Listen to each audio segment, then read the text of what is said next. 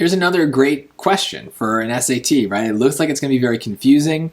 We've got a weird equation here, but it's super, super simple if we trust our kind of feelings right now. Right now, I look at this and I feel terrible. This makes me unhappy because I've got fractions, I've got exponents, there's algebra, there's all sorts of things that normally make me not want to do math, right? So that is information. That is your brain's way of telling you, get out of there, right? You don't want to have to do all that stuff. So if there's a way that we can avoid it, that is a way that we should pursue. So what would make the algebra much easier? Well, as always on the SAT, it's better if we have numbers. And so we should think, is there a way to eliminate some of these letters and turn them into numbers? And we can't plug in a value for A because that's what we're solving for. So A has a specific value that we need to find.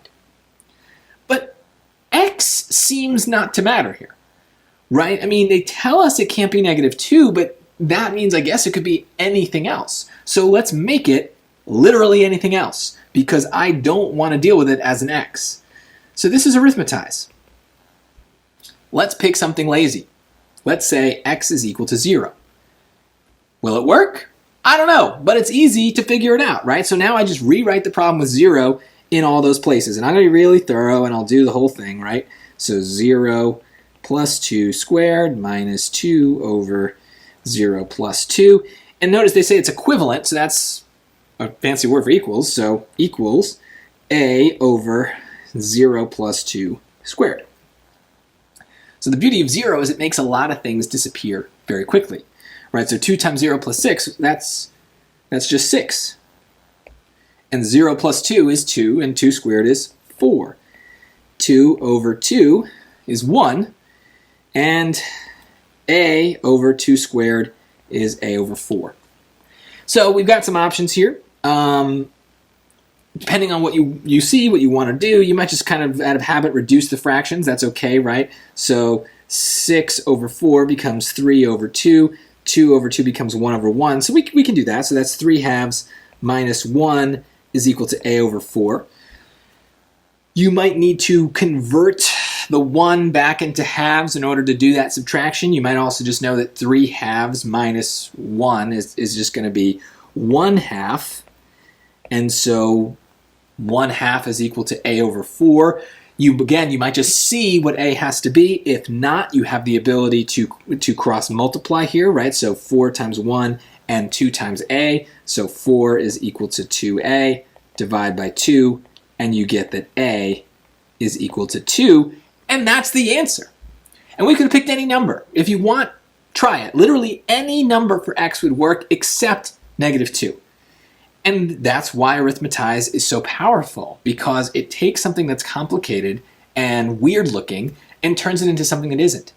And generally speaking, I pick lazy numbers like 0s and 1s because they're going to be easier to work with. And if there was a problem somewhere along the way, maybe I would need to pick a new number.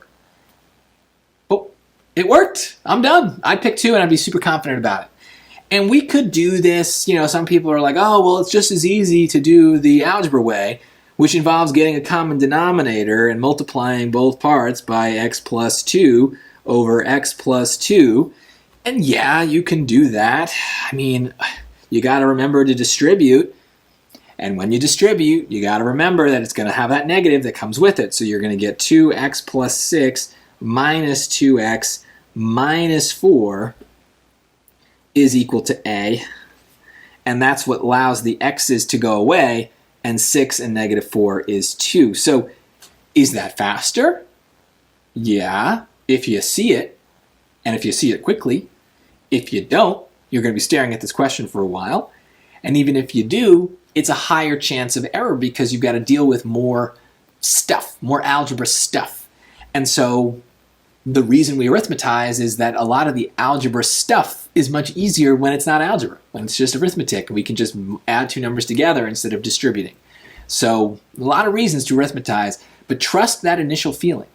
If you look at a question and you feel like, oh my God, this is going to be terrible, that's your brain telling you something important. Trust that feeling and use it to ask yourself then, are there strategies I can use to make it less terrible? Arithmetize is one of them. Plug points into equations, get back to basics. guess and check. All of these things can help us. And so suddenly you're not doing algebra and the question is much easier.